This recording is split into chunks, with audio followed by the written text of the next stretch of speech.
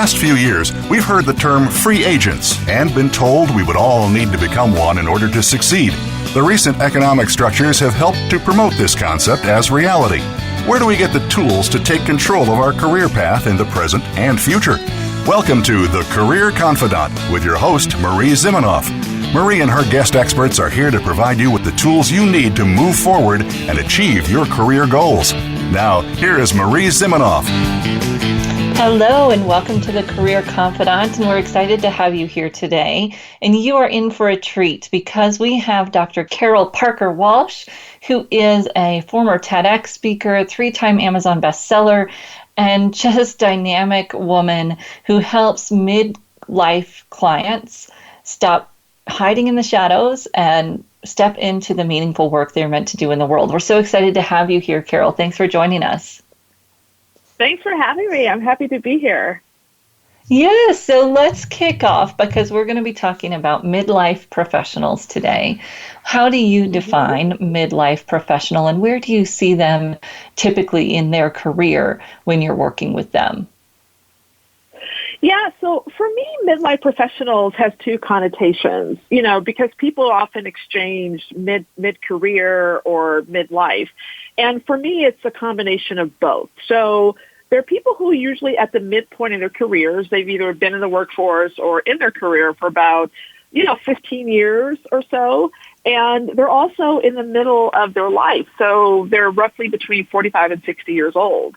So they're not only dealing with having been in their careers and in the workforce for a particular amount of time and seeing a lot of changes and things take place, but they're also going through this kind of pivotal shift in their life as they transition from, being a young, new career person into, a different phase and stage of their life. Okay. And so they are kind of at that pivot point. They've been in something for a while. I typically find that people in that age group are looking to make some kind of a transition. Yeah, because they've been in their career long enough where they're perceived as an expert. So people see them, they've accumulated a lot of experience, probably education, certifications, and things of the nature. But yeah, because things shift for them in midlife, either the influx of children in their lives have changed things. Maybe they're dealing with aging parents. Maybe they've moved a few times. They've dealt with so many different things in their life that it's making them also revisit what they're doing with their life in terms of their career. And so oftentimes what I find is that they are coming to a question about what I should do with myself. And particularly as we found in the pandemic and with COVID, I think for a lot of people, it kind of created this existential crisis of who am I and what do I really do and what do I really want to be doing? And so I've seen more and more and more of, people asking that question, what do I want to be when I grow up, right? I still have so many more years left. And is this really what I want to see myself doing? Do I really want to stay in the same place, in the same industry, doing this same amount of work? Or is it time for me to really explore what's next and what's different? Yeah, I saved it. I haven't read it yet. There was a Harvard Business Review article on how leaders could help their employees through this existential crisis. Just an opportunity right now for a lot of people. So it's interesting that you brought that up. Yes, absolutely. Yeah, and so, and I don't know, it's interesting. I think some leaders are very well equipped to support that, and some are in their own midlife crisis, and so are not quite sure how to be supportive in the right way to be able to help their people. Right, which is, of course, why companies bring in external coaches and why those people that we know who are independent coaches are coaching those folks, because sometimes it's just not appropriate for the organization, and then sometimes it's just not feasible. So, okay, we've kind of defined what's going on here at midlife. What is this about stuck? What are some of the ways that people get stuck at this point in their career? Yeah, I find that there's usually 3 ways that I most commonly see in terms of professionals getting stuck here. And the first one is that they just really lost their mojo. And by that I mean they just lost touch with their why, meaning what excited them about their work, what excited them about what they did. And often there is a lack of contribution or lack of meaning into what they're doing in their career, what their career once provided to them. So where it may have been exciting at one point when they got started, or their idea of what their career would be, they just kind of lost it along the way. It just is not making sense the way it once did. There have been so many changes, maybe in their organization or in the industry itself, where it's just not really moving in the direction that they really want to see it in. The other thing I see is that they've either lost control or really never had control over their career. And I also see this a lot. I often hear midlife professionals say that they're doing what they're doing because their parents suggested it, or they're following in a parent's footstep, or a mentor suggested this to them, or they got some type of advice from some external factor or external force that really resulted in them losing control of their own agency to be able to choose what it is that they want to do. And as a result, they're at a place where they're not quite sure what to do next because they never really made those foundational decisions around what it is that they're doing. They've just followed a preset path that they thought they should follow. And now that they're stuck, they're not quite sure which way to go. And the final thing that I often see where people get stuck is that they're just out of alignment, meaning, and it's similar to them losing their mojo, but it's a little deeper in that they're not doing work where they feel is aligned with their values, or the organization is shifted in such a way that no longer aligns with their values. They're not really leaning into their genius and working at their best strengths and top skills or talents or their gifts. And those things aren't being realized in the work that they're doing. And as a result, they're feeling stressed and often feeling unsure about themselves in their work. They start challenging and questioning their confidence and their abilities and their skills, and it really attacks their self-esteem. And ultimately, it makes them feel really trapped and stuck because if they don't feel confident in themselves, if they don't feel really strongly connected to what they're doing or feel like they're making a contribution, it makes it really hard for them to think, well, what can I possibly do next, right? So it leads to them feeling lost. They start thinking about, well, I should have made some different choices before, so they have these kind of regret conversations, which really further them into feeling trapped and stuck into where they are. So usually those are the three underpinning things that I see that really get midlife professionals just stuck and trapped where they are, and really unsure about how to move out of it and how to pivot into something that's much more meaningful and powerful for them. Yeah, and sometimes when they start to get those feelings, it's, well, I've already done this for this amount of time and I'm going to have to start over. All of those defeating thoughts that creep in that I know we hear people talk about probably in any of these. What might people be thinking or kind of saying to themselves with any of these reasons that they're stuck? Yeah, that you really hit the nail on the head. They're saying, well, I've already gone down this path, I might as well stay, right? Or it's too late for me to make a pivot. Or if they particularly are parents, they think, well, I've had my time, I need to give it to my kids or devote it to helping them have a better choice and better life. The golden handcuffs is what I hear quite a bit as well. They're making a great salary. They have a great reputation and holding a status, and they don't want to walk away from that. And so they're struggling with, what's going to happen to me if I don't do this particular work? Am I not going to make the income that's built the lifestyle that I have? And how can I potentially start over? And definitely a fear of going from, as I said, they've been in their career long enough or they've established maybe an expert level status. And now the thought of going back to being a novice and starting all over again is something that's very unappealing. So a lot of negative narratives and self-talk that is often contributing to the stuck factor. And so fundamentally what I see, and you probably have seen in a lot of the things that I've said in terms of the losing of the mojo, not having really control, letting other external factors or other predetermined ideas of what they should do, or really being out of alignment with self and values, it really all stems from foundationally not having a connection with self. It's a mindset issue, and it's a false narrative or limiting belief issue that fundamentally fuels this feeling stuck and feeling trapped and not understanding or seeing if there's anywhere else to go. Yeah, it's so hard. And I see it, I'm sure, we all see it online all the time.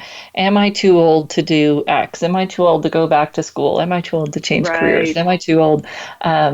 And I see people kind of get stuck in that either or mentality.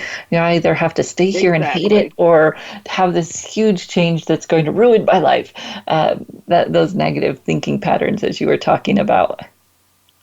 Exactly. And I always tell people to embrace the and, right? To don't get rid of this either or thing, but to embrace and. That it's possible to be in a position and go back to school, right? Whether you decide to go back to school or not, and that takes you 2, 3, or 5 years, you're still going to be 2, 3, or 5 years older just without the degree as opposed to with the degree or with the certification or without the certification. So time is going to keep ticking. What you choose to do with that is really up to you.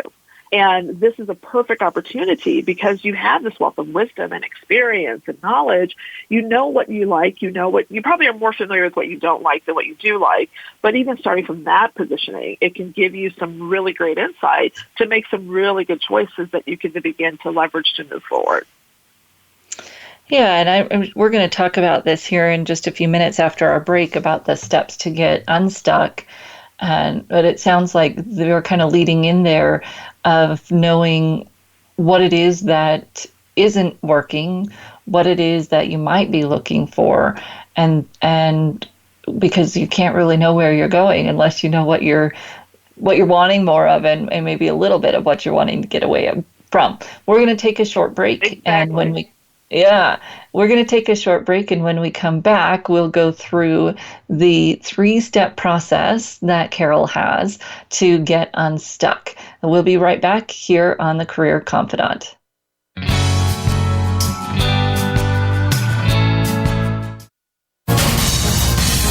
Voice America Business Network, the bottom line in business. You know that the career landscape has changed and that you need to be proactive about managing your career. You can have the foresight, skills, and confidence you need to take charge of your career and seize opportunities. A strategic advantage and career expert, Marie Zimenoff has helped thousands of leaders like you get focused, get found, and get hired. Visit getcareersmart.com to find out more. That's getcareersmart.com or call 800-521-2080 to schedule your complimentary consultation. Today, expertise equals credibility. When you know what to do and how to do it, people follow because they acknowledge that you know more. However, stepping up in your career eventually pushes you out of your comfort zone of expertise. How you lead at those moments requires new skills. We're here to show you how to survive and thrive. Join me, Wanda Wallace, on Out of the Comfort Zone at Voice America Business Channel. You can find more information at leadershipforuminc.com.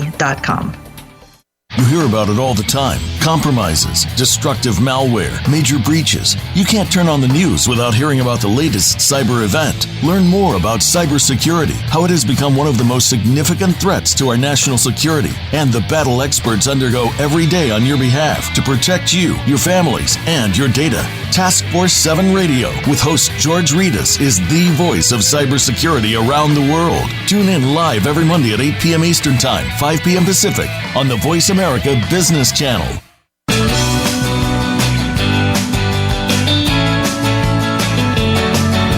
You are tuned in to The Career Confidant with Marie Zimenoff. If you have a question or comment for Marie or her guest today, please call 1-866-472-5790. That's 1-866-472-5790. You may also send an email to marie@astrategicadvantage.com. Now, back to The Career Confidant. Hello and welcome to the Career Confidant.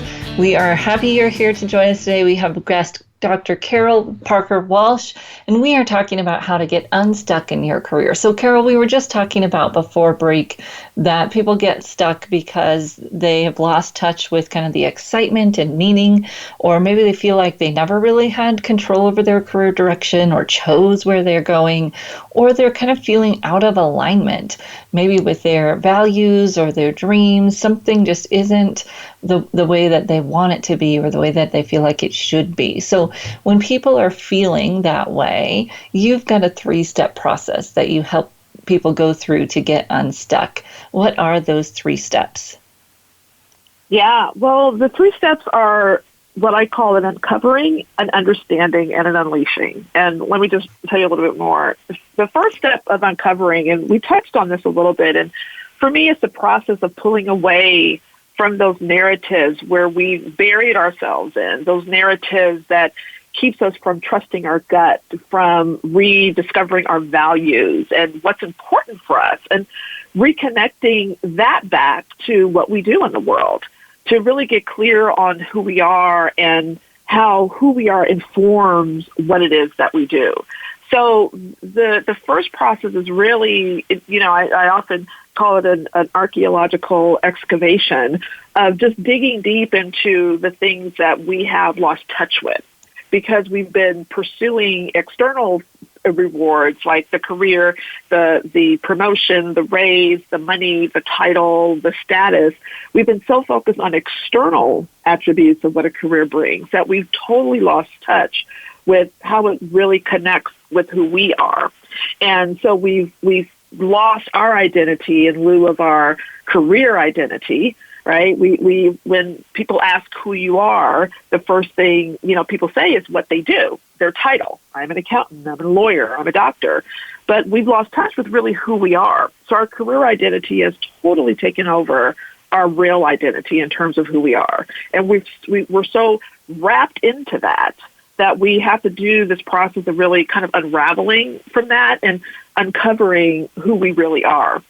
And then the next process of understanding is really where we reclaim our confidence and the significance in terms of who we are. And we begin to craft a new narrative, a narrative that's built on authenticity in terms of who we are, so that we can position our knowledge and expertise in the world in a way that's designed by us, and where we're in full control of that narrative, and that allows us to be seen authentically, clearly, and powerfully. So once we uncover and dig out all of the other stuff that's holding us back, those limiting beliefs and all those thoughts that we talked about before, then we can move into this place of really starting anew and reaffirm or reclaim our confidence, knowing our gifts and our skills and our talents, but also designing it in such a way that allows us to position our true selves into what it is that we want to do in the world. And a lot of that is around, we've heard conversations around branding and things of that nature. And by positioning ourselves authentically, it's really by putting ourselves out there in a way that people see us for who we are, see what we have to offer, and know that we're the ones that they want to connect with and work with.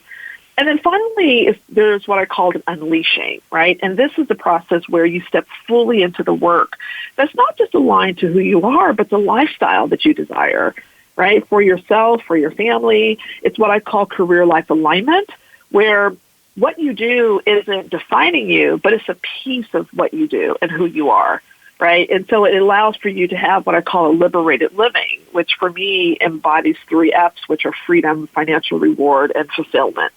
In terms of what it is that you do. And when you can find those things, when you can have this freedom, when you can have really being fulfilled doing the meaningful work that you're designed to do in the world and to be financially rewarded for it, that is the power of really having the alignment, having a liberated living, and it moves you from feeling trapped and stuck in someone other person's idea or other person's narrative or negative narrative that you built for yourself, and then stepping into something much more powerful that's designed by you, that's crafted by you, that authentically represents you and gives you exactly what it is that we all really want, which is to have this liberated living, an opportunity to do work that's meaningful for us and that adds meaning and beauty to our lives.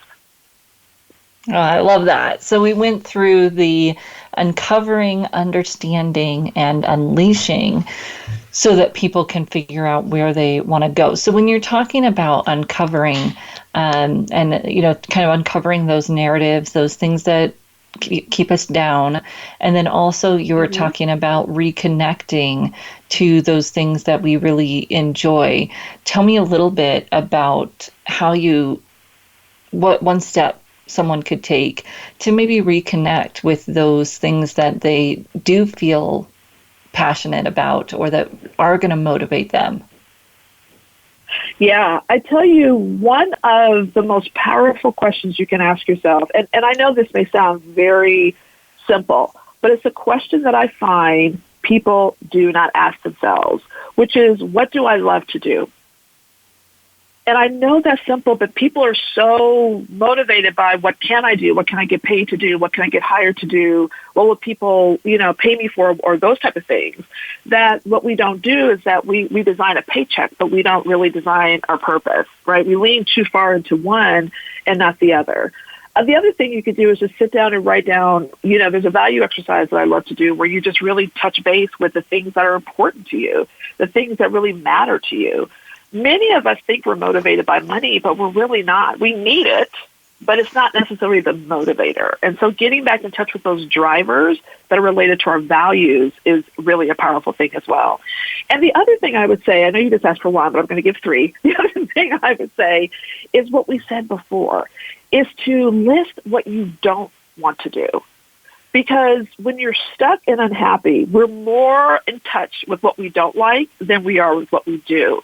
And by sometimes just going through, what do I not want to have in my life and career, right? In terms of how I work, where I work, what I'm doing, what industry I'm in, the environment that I'm around, the people that I'm working with, the hours that I'm doing it, the skills that I'm using or not using, right? Sometimes just going through that and writing, like, I don't want to commute, right? I don't want to work these many hours. I don't want to work in an office. I don't want to work in a big corporation, right? Sometimes that leads to, well, if you don't want to do that, then it opens you up to the possibilities of what else is possible for you to do. And so those are three things I would say to just really ask yourself, what do you love? And a lot of times that could be found in going back in your past and taking a peek at the things that you did without even thinking about them. And then to secondly, really get in touch with those drivers, those motivations, those values that you have. And then third, by really asking yourself, what don't I want? Yeah, good. Yeah, because we do have more clarity around that. And when you get those down, then you can stop mulling over them and you can move on to, okay, what do you do on now? And sometimes, as you're saying, the opposites give us some clues into those things that we do want. Exactly. Yeah. And I loved your second one under understanding. You said reclaim your confidence. And this is one thing that I think we struggle with a little bit as career services providers, and our clients struggle with. Just as you were saying, we don't think about what we love to do, because one of the negative talks is that that's unrealistic. And when you talk about confidence, confidence isn't empty hope, right? Confidence is, hey, I've got a plan. I've got the skills, I can connect the dots. You can't really have confidence until you have a plan and a strategy, because then you can be confident in that. And so, I would guess that in that understanding phase, there is, yes, you're confident in who you are and what you bring to everything you do, but you're also confident because you can build a plan and put the pieces together and see how it's going to fit and how it's going to work. Even if it might not be that ideal picture yet, you can see some of the steps in that direction. Mm-hmm. Yeah, that's right. And because you're the one putting the plan into place. It's not something that's prescribed for you. You're not looking for somebody else to do it. There are a lot of people's mentors, sponsors, and things of that nature that can give you wonderful advice, but it's always through their lens of what's possible for you. But part of that confidence is really owning what your genius and what you bring to the table, and seeing that as relevant and seeing that as valuable, and crafting a plan and a strategy for implementing that, for putting that out there in the world. That builds a tremendous amount of confidence, because then you're in the driver's seat of that. You see the power and significance of what you bring to the table, and it makes that plan more successful because it's really built around you and built around what you know you can offer and what it is that you can bring to the world. And having a strategic plan is absolutely something that will bolster your confidence and show the significance of what it is that you bring to the world. And that is so important to have, and it's so important for people to connect to that and to see that as well. Yeah. Well, tell me a little bit about what gets in the way from people implementing these 3 steps. Yeah, fundamentally it's fear, right? And we talked a little bit about there. It's the fear of breaking free from the status quo, right? There's the there is nothing more comforting to the brain and the mind than the familiar. And so to break away from the familiar there's a fear because it's an unknown thing about what will happen if I move away from the thing that I know so well or I've intimately connected with or I can do without even thinking about it. It's the fear of losing money, status, and respect, and even the lifestyle that the money has brought to bear. But there's also shame, right? Why didn't I figure this out before? Why am I at midlife and I'm just realizing that I want to do something different or I want to take a new path? So sometimes there's some shame attached to that. There's guilt. Is it selfish of me to go after what I want at this stage in my life, right? Is it selfish? Is it self-focused? I had my turn, so should I move on? So there's a lot of guilt. I see this a lot with women that I work with. There's a lot of guilt, and it feels selfish to lean into what it is that they want to do now in their life. There's that loss of identity, right? Who I am if I'm not doing this. Right? I don't know. I tell people all the time, I used to be a labor and employment attorney for 10 years. And to this day, I will hear people, and I haven't practiced in almost 20 years, even though I practiced for 10. But people will still want to identify me as an attorney and like, why aren't I practicing? And I'm like, that's a thing to do. That's not who I am. And so a lot of people get wrapped up into that, and it's hard to let go of those titles that the world perceives as valuable and valid. There's also some ambivalence about when you've settled for good enough, when you've just, kind of just said, well, this is the best I can do, and it's not so bad the way it is, so I'll just make good. This ambivalence could be another reason that really prevents us from moving forward. So, we don't think it could be any better, and, we don't want it to be any worse, so we just kind of settle for it. And also that's where, well, it's just too late for me, or I'm too old, as you mentioned before. And there's also people pleasing. That's a big one. Like, what will people say? Right? How will I be perceived? What will people think of me if I were to go along this path? I personally believe that fear underlines all of this. And it's also the uncomfortability about moving into a space that feels uncomfortable and unknown. But there's a lot of these, they play out, excuse me, through other things, like I said, shame, guilt, ambivalence, and the like. Yes. Well, and this does require people to do some mindset work, and you call yourself the transformational career strategist. Tell me what that means, and then how people can get in touch with you. Where should they connect with you? Yeah. Well, for me, as you probably have heard, that a career isn't just a job. It's an aspect of your life. It's the way that you live your purpose, passion, and gifts. And it shouldn't be all-consuming, but it shouldn't also bring you misery or pain. And so as someone who's been trained in human and identity development, as well as applied social development and psychology, I help my clients to unplug from this idea of who and what they think they should be, to unveil and embrace who they truly are and how that connects with the work that they're meant to do in the world. So for me, it's a transformational process of stepping out of this idea of self and work and career and stepping into something that's truly more connected and aligned with who they are. And so for me, that's a transformational process. We too often in our world get stuck around transactional process, where it's about, resumes or just the things that I can do to move my career without reflecting on this inner piece, this inner game. That is a transformational process that comes along with the outer transactional piece as well.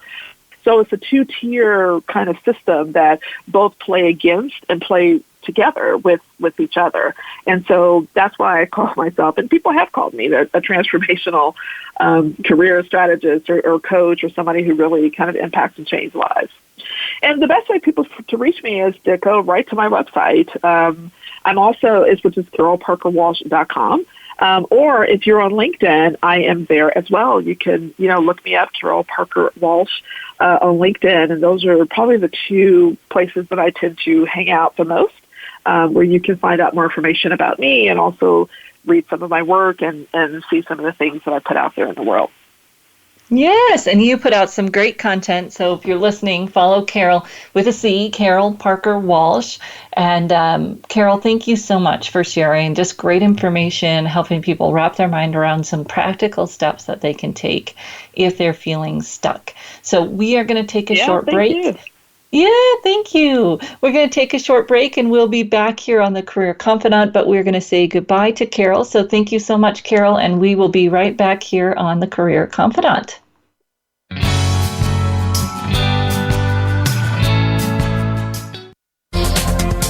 The business community's first choice in Internet Talk Radio, Voice America Business Network.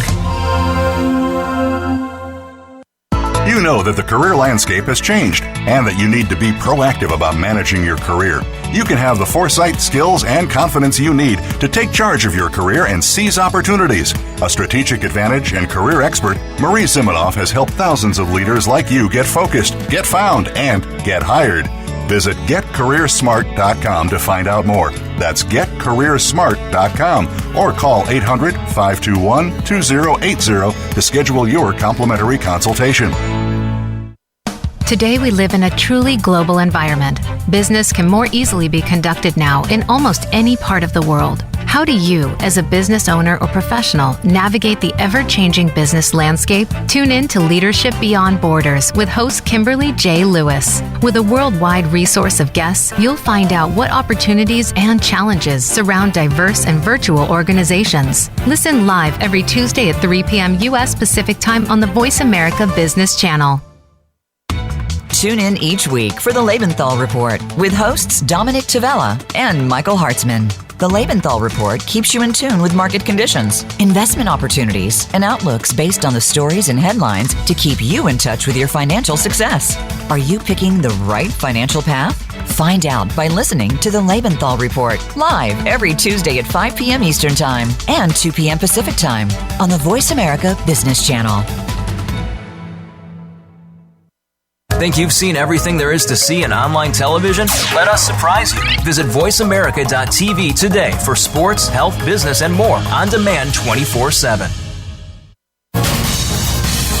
Voice America Business Network, the bottom line in business.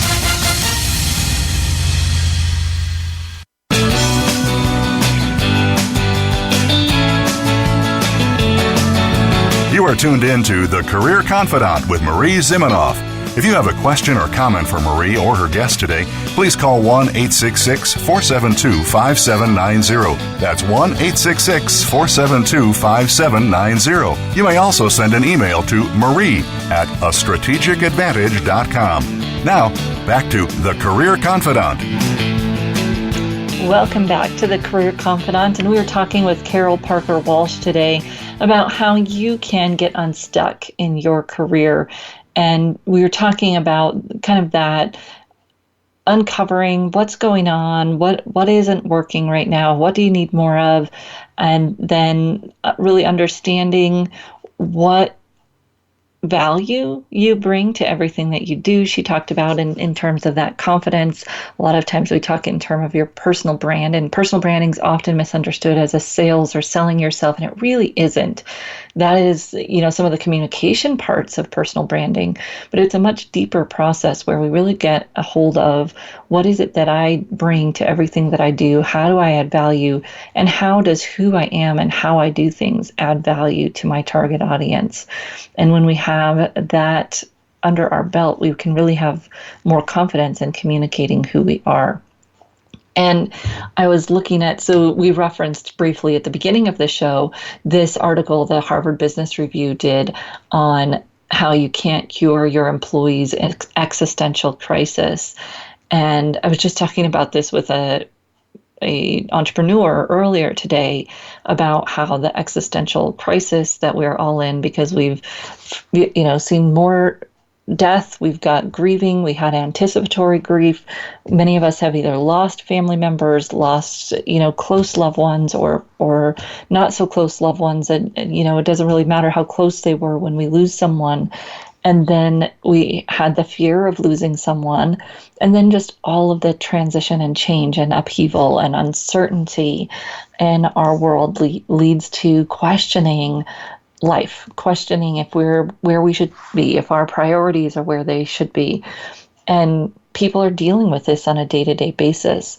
The one thing that I tell people, especially right now, is to not jump into a career change thinking that that will fix this, because there may be things going on that you are putting pressure on your career to fix that really your career can't fix, or changing your career won't necessarily fix unless you address these other issues first. For instance, if you're feeling like you want more time with your family, changing jobs may give you that, but you may just jump right out of the frying pan into the fire unless you're really clear about how you're going to communicate differently, set your work life up differently, and set boundaries differently. Because this is one of the myths that we see in the workplace, is that if I'm the first one in and the last one to leave, I'll get that promotion first. And the data actually shows that the opposite is true. People who set their boundaries are seen to be more valuable. And you can see this play out in the dating world, right? Someone who's desperate, who will do anything to get your attention, or your child's attention if you've got kids that are dating age and you're past that. Those people aren't as valuable to people that are looking for a partner. Right, wrong, I don't know, but it's just the way our nature is.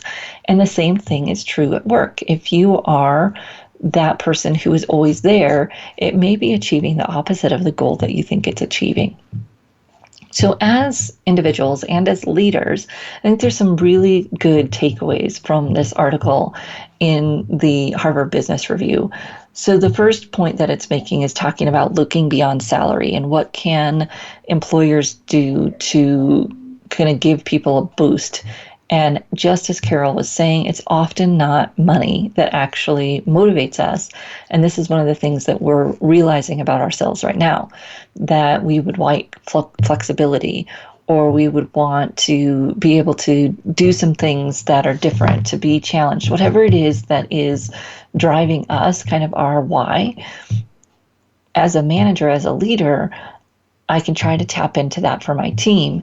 As an individual contributor, or as a person, as myself, trying to tap into that, which was what Carol was talking about. But this article makes some interesting points about unplugging. So if you are going to set some boundaries, what will that look like? How will you communicate it? I'm not going to answer emails after this time. For companies and leaders, I think this is critical to take the initiative. Yes, your employees could do this on their own, but guess what? You have systems. You could shut off email for certain hours of the day, or tell people that, hey, if you have something urgent, communicate this way. But all of your email boxes are going to be paused from 9 p.m. your local time to 5 a.m. your local time. Someone I was talking to was talking about how Microsoft was, kind of whining that their employees needed to set better boundaries because they were getting burned out. And it's like, Microsoft, you have the power. You own it. Fix the software so that a manager could say, emails are going to stop coming in at this time and they're going to start going in at that time. And if you have an emergency, this is the alternate channel that you use. And, then you got to define what an emergency is. But there are ways that you can use technology because your workers feel afraid of doing this. It's going to hurt their promotion. It's going to hurt their ability to be visible. It's going to hurt their work score, whatever it might be. And if you are in a leadership position, find a way to use the technology to do this so that it doesn't become an employee, that they have to take charge of it. That's really, in my eyes, an unfair expectation when that hasn't been the norm. Setting boundaries has been negative. If you're going to make a shift, be clear about it and be, it's very clear. If this is what we're doing, then it applies to everyone and it's more consistent and easier for people to really grab onto. Second point here is to make work more meaningful. This is something that we can all do for ourselves. And if we're a leader, we can do it for our teams. Find the connections between what you do and how it adds value for other people, for innovation, whatever your jam is, find out how what you do contributes. Ask your managers, ask around, go to the meetings that help you see what's going on in a bigger picture. Because when we can connect our little part in the cog to the bigger picture, we're going to be more engaged in what we do. And as a leader, you can help your people do this by making, connect those dots for them. Every time you're giving feedback, to say the impact of what that person did to, ideally the triple bottom line. How did it help the company? How did it help their customers? And how did it help some bigger social cause that your work might serve? When you do that, it makes it really easy for people to extract the meaning from their work. And they don't have to do it all for themselves. Gallup talks about how people, when they agree with the mission of what they're doing, it makes their job feel more important. And you may not feel like the work you do is mission driven, but you can search for those relationships within your work. How does what you do impact people inside your company? How do you make someone else's job easier inside or outside of your company? What do you do for customers? How do you help them? And then, of course, what bigger mission for your company might you be achieving? Most companies, even that are focused on things you might not consider to be mission driven, are doing something good in the world. And hopefully they're communicating that to you. You can go out and find it. And if you're a leader, help people connect those dots so that they see how they're contributing to that work that the company might be doing and really adding meaning to their work. So I don't know if it's number one myth, but it's one of those other myths that I see people think is that, if I go into a company where, they're doing something, maybe it's a nonprofit or maybe it's something else, that'll make it more meaningful to me. And that's not necessarily true, because it might mean that something else about how you do what you do has to change to get that job.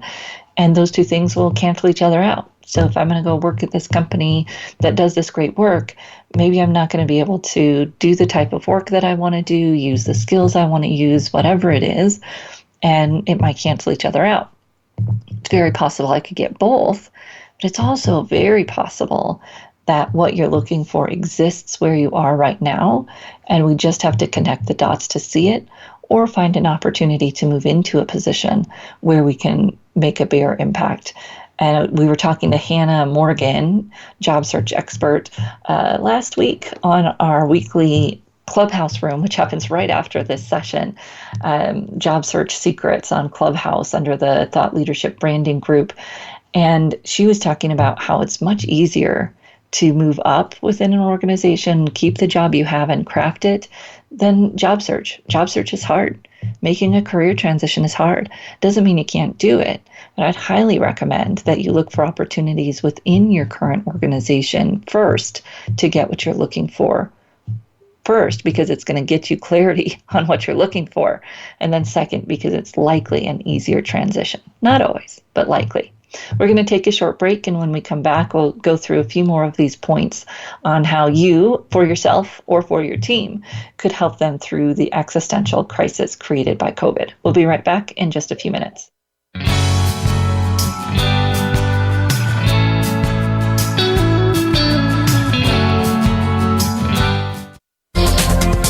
The business community's first choice in Internet Talk Radio.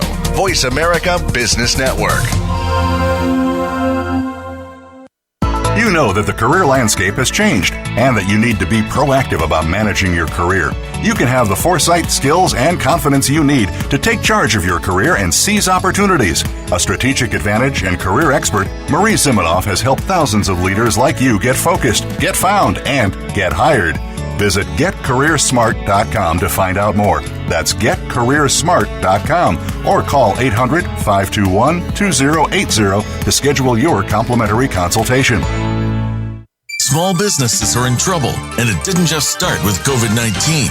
From the recession several years ago to the revolution of e-commerce giants more recently, small businesses are getting hit hard and need to come back. Tune in to Business Buzz and Business Watch. It's 2 shows in one, hosted by Frank Hellring.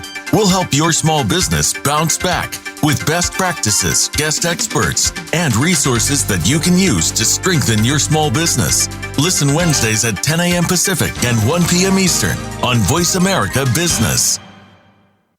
We hear it and read about it every day in the news. America is heading over a fiscal cliff. Home prices are still receding and unemployment growing.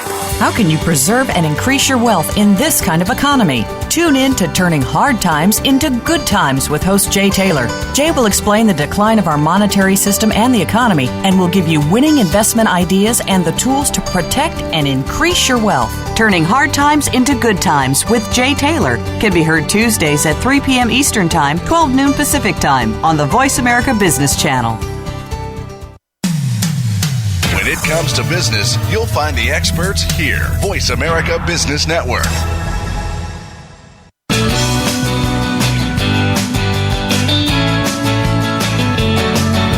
You are tuned in to The Career Confidante with Marie Zimenoff. If you have a question or comment for Marie or her guest today, please call 1-866-472-5790. That's 1-866-472-5790. You may also send an email to marie@astrategicadvantage.com. Now, back to The Career Confidante. So earlier today, we were talking with Dr. Carol Parker Walsh, and she was talking about how we can get unstuck in our career. And she works specifically with midlife professionals, but I see people facing these same challenges, and these steps will be helpful to people in all stages of their career. And when you feel like you've kind of spinning out, you've lost touch, really trying to figure out what's not working, that is the place to start. What are you not getting enough of? What do you have too much of? What's wrong? Then you can move into what do you want more of? What's missing? And then you can start moving into taking some action around that. And right before we went to this break, I was talking about not jumping too quickly. If you're feeling like you want to make a change, let's really think about what might need to change. Is it, the type of work that you do, the daily tasks that you're doing? Is it the place that you're working in, or the types of people you're working with? What is it that might need to change? And if it's that work-life balance stuff, the flexible work, or, not working so many hours, those are issues that you would do well to try to fix where you are, because one, it's going to give you an opportunity to have those hard conversations, set some boundaries, figure out some processes that will help you take control.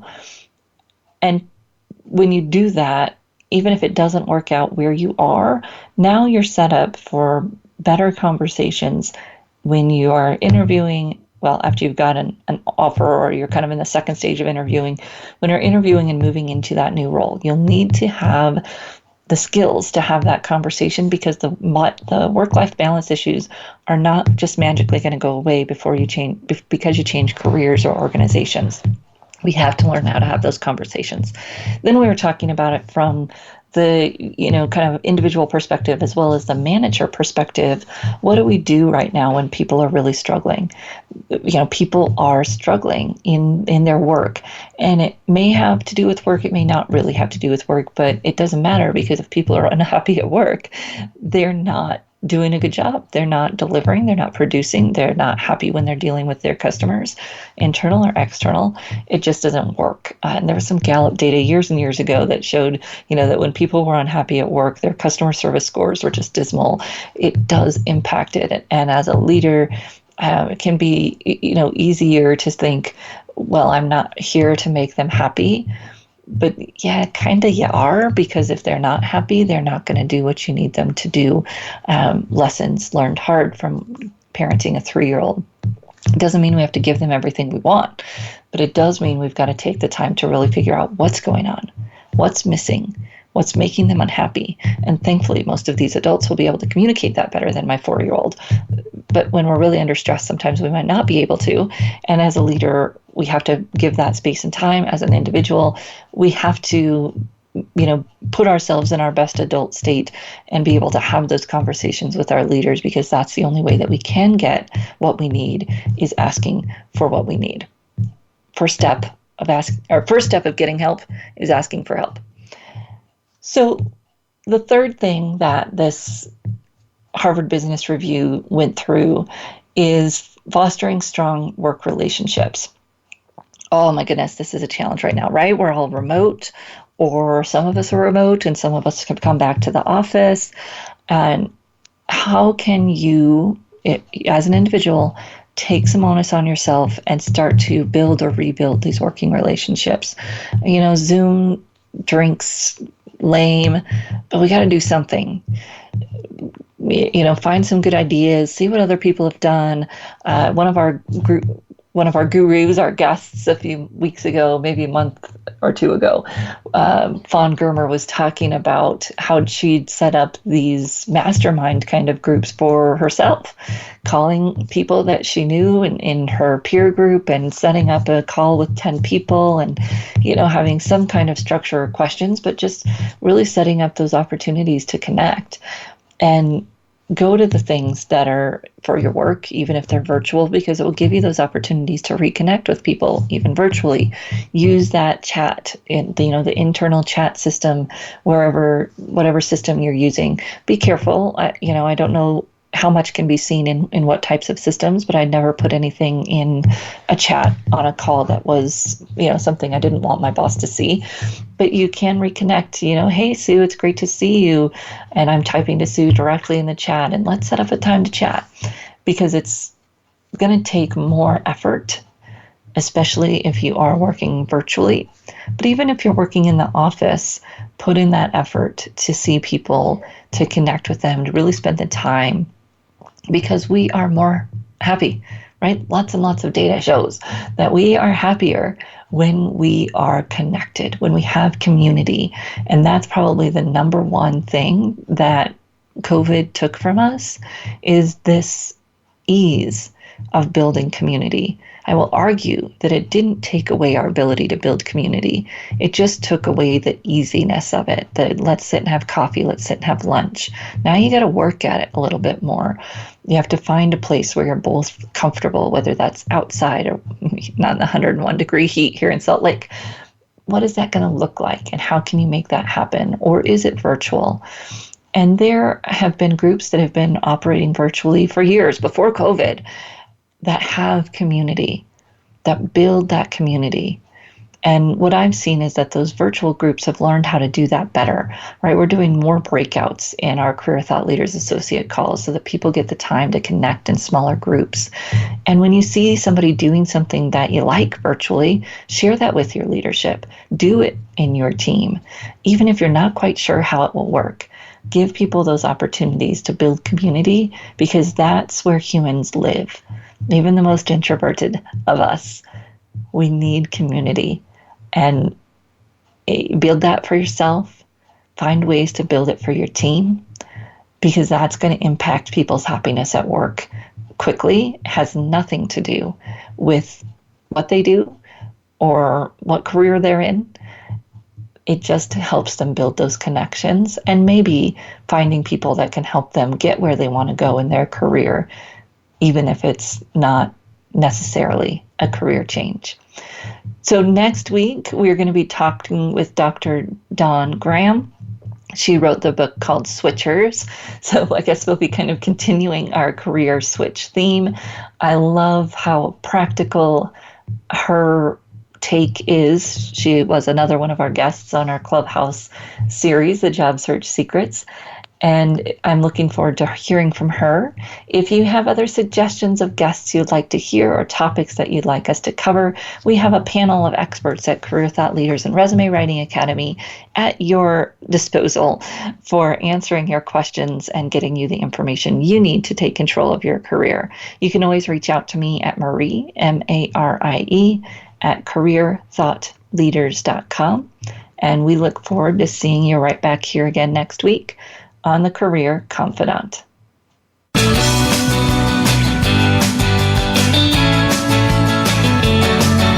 Thank you for listening to The Career Confidant.